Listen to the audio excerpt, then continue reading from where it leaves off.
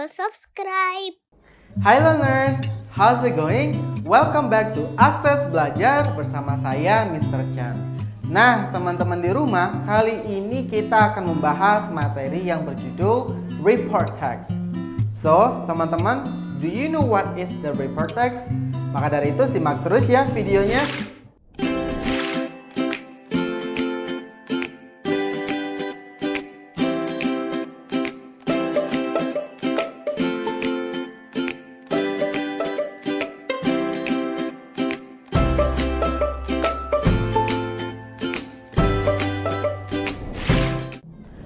Teman-teman, dalam bahasa Inggris ada beberapa jenis teks yang perlu dibedakan. Jenis teks ini tuh digunakan sesuai dengan fungsinya, kebutuhan, serta kondisinya. Kali ini nih teman-teman, kita akan menelah lebih lanjut lagi mengenai report text yang sering disamakan dengan descriptive text. Sebenarnya apa sih yang disebut dengan report text?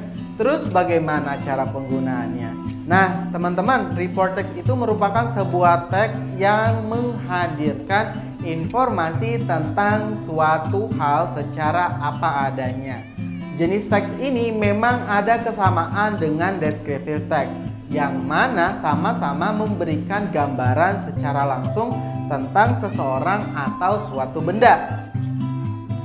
Jika dalam descriptive text menggambarkan sesuatu secara spesifik seperti warna, kemudian style, atau nama.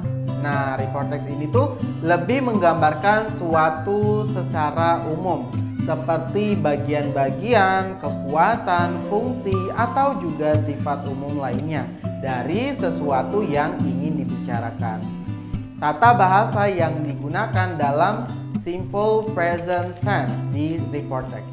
Biasanya tidak jarang pula menambahkan simple passive voice sebagai variasi bentuk kalimat di report text.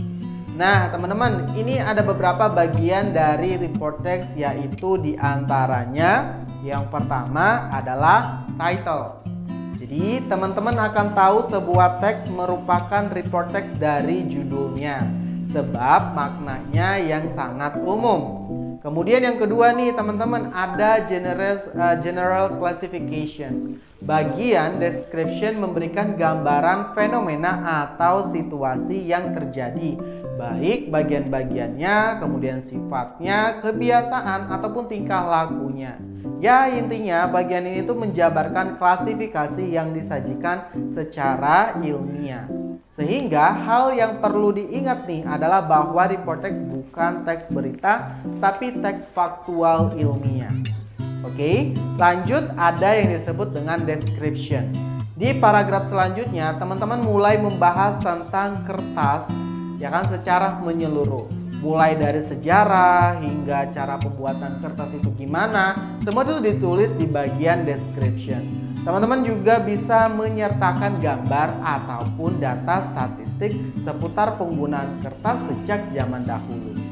Nah, kita lanjut nih. Apa aja sih yang dimaksud dengan karakteristik of report text? Ini untuk dapat lebih mengenal jenis dari report text ini, berikut ciri-cirinya. Oke, yang pertama teman-teman, berisi fakta-fakta ilmiah. Yang kedua, judul teksnya itu terlihat lebih general atau umum. Nah, yang ketiga, menggunakan tenses jenis simple present. Oke, berikut contoh report text. Nah, jadi masih bingung nggak bagaimana report text saat sudah menjadi tulisan? Yuk, mari kita lihat contoh berikut ini. Ini ada sebuah teks yang judulnya tentang panda. Paragraf pertama nih. Have you known panda? How are pandas look like? Panda has two dominant colors, white and black. Panda's fur is seen dominantly in white, while the legs, ears, eyes, and also the muzzle are covered with black fur. Lanjut ke paragraf kedua nih teman-teman. Formerly, panda lived in South and East China.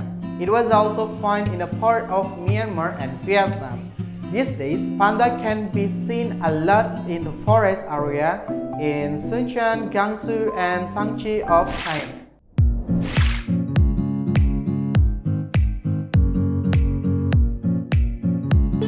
Good job, Atari 621.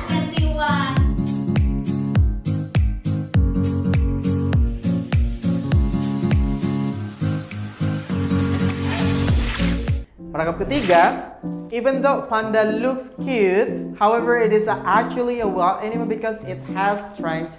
Panda constantly become a wrathful animal.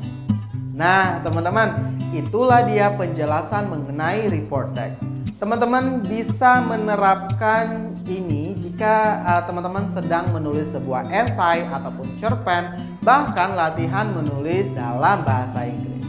Jadi, jika teman-teman masih butuh pengajaran untuk mendalami pengetahuan grammar, teman-teman bisa ikut program yang tersedia di website kami dengan berbagai materi serta program belajar yang sudah dirancang sesuai dengan kebutuhan murid ya.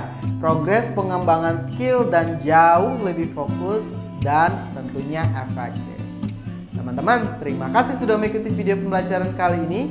Sampai jumpa di video selanjutnya. Belajar itu menyenangkan. Jangan lupa klik tombol subscribe.